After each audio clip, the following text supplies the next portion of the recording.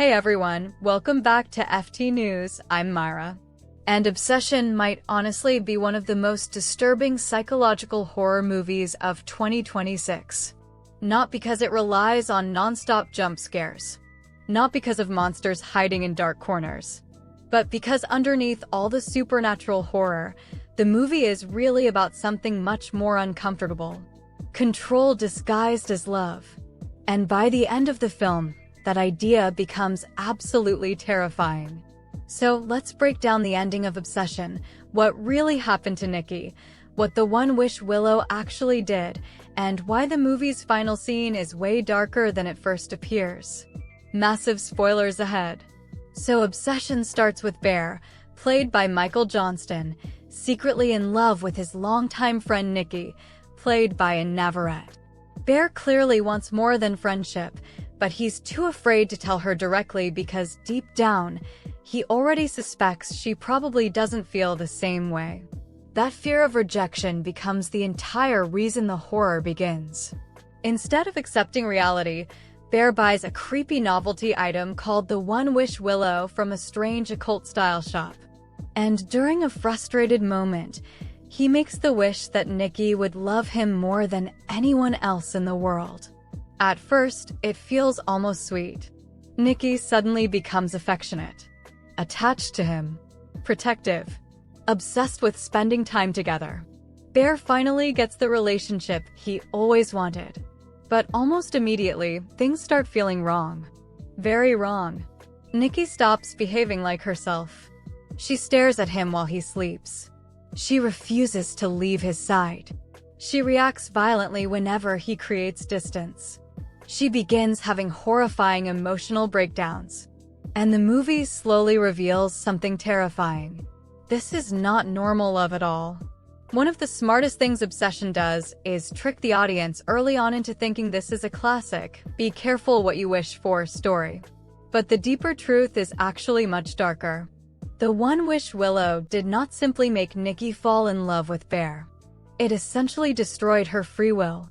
Something unnatural takes over her body and twists her into a version of herself whose only purpose is loving Bear with horrifying intensity. And that distinction matters. Because throughout the movie, the real Nikki is still trapped somewhere inside. There are brief moments where she breaks through. At one point, she suddenly recoils from Bear in terror while kissing him. At another moment, she screams that it's not really her. Later, she secretly whispers to Bear while the other version of herself is asleep, literally begging him to kill her. Those scenes completely change how you view the entire movie. Because suddenly Nikki isn't just scary anymore. She's a victim. And honestly, that's what makes the film so disturbing emotionally. Bear thinks he created love. But what he actually created was imprisonment. The movie repeatedly forces us to confront something uncomfortable about Bear himself. Even after realizing Nikki is suffering, even after seeing how unnatural and dangerous she has become, part of him still wants to keep the fantasy alive. Because he finally has the relationship he always dreamed about. That's what makes Bear morally complicated instead of simply innocent. The film quietly asks a brutal question. If someone could magically force another person to love them, would some people actually choose that over real rejection? And Obsession's answer is terrifying. Yes. Bear's selfishness becomes impossible to ignore as the film gets darker. And Nikki's behavior becomes increasingly horrifying. One of the most shocking parts of the movie is how unpredictably cruel freaky Nikki becomes. Sometimes she acts like an overly attached girlfriend. Other times she feels almost demonic. She manipulates people, emotionally tortures Bear, destroys his relationships, kills his cat, and grotesquely turns it into food. And eventually, she murders Sarah. That scene completely changes the movie. Because until Sarah's death, there was still part of the audience hoping things might somehow get fixed. But once Nikki brutally kills Sarah after seeing Bear with her, the film fully crosses into tragedy. And Sarah's death is especially heartbreaking because she was probably the one person who genuinely cared about Bear in a healthy way. Unlike Nikki's supernatural obsession, Sarah's feelings were real. But Bear was too consumed by fantasy to notice what was actually right in front of him. That's another major theme running through the movie. Real love is quiet, messy, human. But obsession is possessive, controlling, and destructive. By the final act, Bear realizes there may only be one way to stop the nightmare. The customer service representative from the One Wish Willow company basically tells him the horrifying truth earlier in the film. The wish can only truly end if Bear dies. That revelation hangs over the entire ending. Still desperate, Bear tries finding loopholes. He asks Ian to use another One Wish Willow to reverse the original wish. But Ian, not fully understanding the danger, selfishly wishes for $1 billion instead. And the moment money literally starts falling from the sky, Bear realizes the magic is completely real. But by then it's already too late. Nikki murders Ian too. Now Bear is trapped inside a complete nightmare of his own creation. And honestly, the final scenes become emotionally exhausting in the best possible way. Because Bear finally understands something devastating. Nikki never truly loved him at all. The real Nikki has been trapped and suffering this entire time because of his selfish decision. That realization destroys him psychologically. So Bear decides to kill himself. Not because he wants escape for himself anymore, but because his death might finally free Nikki from the curse. And this leads to the film's most haunting twist. Before the pills fully kick in, Bear hears the familiar sound of another One Wish Willow snapping in the other room. Nikki has made a wish too. The movie strongly implies that Nikki wished for Bear to love her with the same obsessive intensity she was forced to feel toward him. And suddenly Bear becomes completely devoted to her. For one horrifying moment, they're finally equal. Mutually obsessed. Mutually consumed. Mutually destroyed. It's probably the darkest, happy ending imaginable. But it only lasts a few seconds. Because Bear's overdose begins taking effect. He dies in Nikki's arms.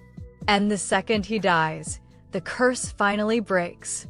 The real Nikki comes back completely. And the final moments are absolutely devastating once you think about them carefully. Because Nikki suddenly realizes everything. She understands what happened.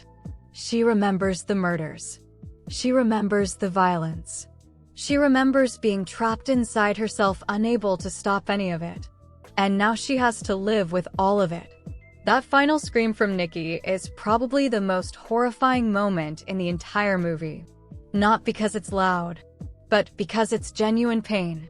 The real Nikki finally returns only to discover her entire life has been destroyed. That's why the ending works so well emotionally. The horror is not really about magic. It's about violating someone's autonomy. The movie's final message becomes painfully clear. Love without choice is not love at all. It's possession. It's obsession. And that's why the title suddenly feels much darker by the end. One thing I really liked about Obsession is that it refuses to fully explain the One Wish Willow. The movie never clearly tells us where the magic came from or what entity possessed Nikki. And honestly, that mystery makes the film creepier. Because it almost feels like the Willow itself judges people. Like it punishes selfish desires by twisting them into nightmares. There's even a possible interpretation that the supernatural force specifically targeted Bear because of how controlling his wish actually was. And once you think about that, the entire movie becomes even more unsettling.